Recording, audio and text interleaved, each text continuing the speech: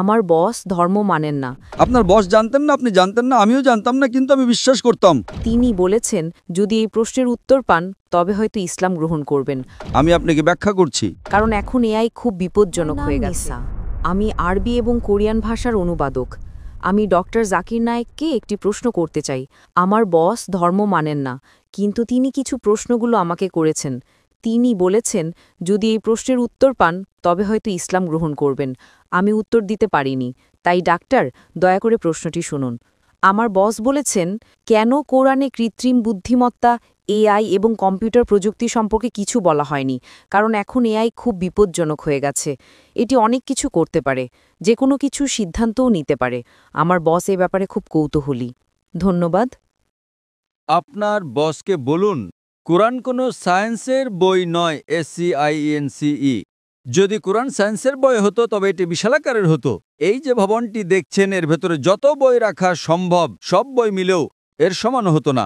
যদি কোরআন বিজ্ঞানের বই হতো আর এতে সব বৈজ্ঞানিক তথ্য উল্লেখ করা থাকতো তাহলে কোরআন এতটা বিশাল হয়ে যেত যে আপনি কোনোদিনও তা পড়ে শেষ করতে পারতেন না। আপনি কি বুঝতে পারছেন? হ্যাঁ ডক্টর। কোরআন কোনো সায়েন্সের বই নয়। সায়েন্স, আপনি যদি জিজ্ঞাসা করেন কোরআনে কি লেখা আছে 2 আর 2 মিলে 4 হয়, না, কোরআন কোনো সায়েন্সের বই নয়। এটি নিদর্শনের বই। SIGNS। তাই আমাদের দেখতে হবে কোরআনে যা কিছু বলা হয়েছে তা যেন ভুল না হয়। যদি আপনি মনে করেন যে কোরআনের সব কিছুই উল্লেখ থাকা উচিত, তাহলে ভাবুন তো বিজ্ঞানে কত হাজার হাজার PhD আছে। Doctor, engineer, heart specialist, brain specialist, এই সব কিছু যদি কোরআনে লেখা হতো আর আপনি তা পড়া শুরু করতেন তাহলে আপনার পুরো জীবনেও তা শেষ করতে পারতেন না। ঠিক না বেঠিক?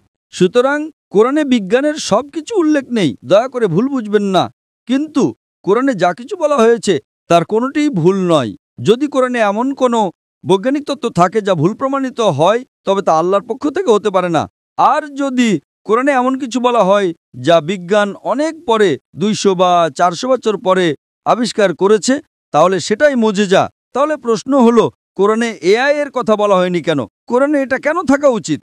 কোরআন কোনো বিজ্ঞানের বই নয়, কিন্তু আল্লাহ জানেন ভবিষ্যতে কি আসতে চলেছে। আমি আপনাকে ব্যাখ্যা করছি। 1 নম্বর, মানুষ আমাকে প্রায় জিজ্ঞাসা করত যে ইসলামী শরিয়া অনুযায়ী যদি আপনার কাছে ভিডিও রেকর্ডিং থাকে, যদি কোনো ভিডিও রেকর্ডিং থাকে যে কেউ চুরি করেছে, ইসলাম অনুযায়ী সেটা প্রমাণ নয়। এটাকে প্রাথমিক প্রমাণ হিসেবে ধরা হয় না, এটা দ্বিতীয় প্রমাণ।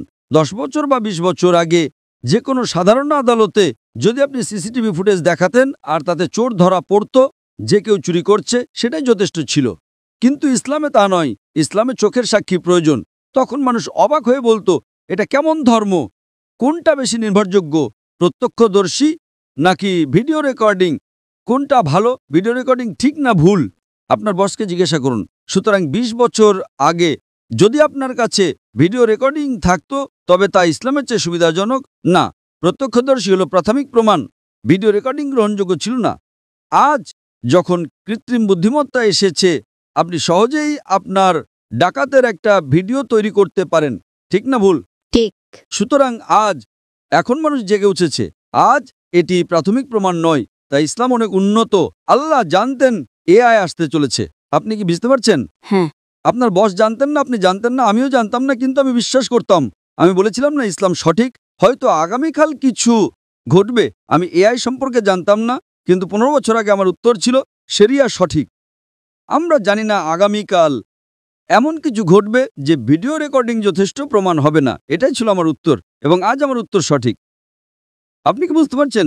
সুতরাং আল্লাহ AI সম্পর্কে জানেন, তাই ভিডিও রেকর্ডিং প্রাথমিক প্রমাণময়। আপনি কি বুঝতে পারছেন? হ্যাঁ। কিন্তু প্রত্যক্ষদর্শী হলো প্রাথমিক প্রমাণ। সুতরাং আল্লাহ AI সম্পর্কে জানেন।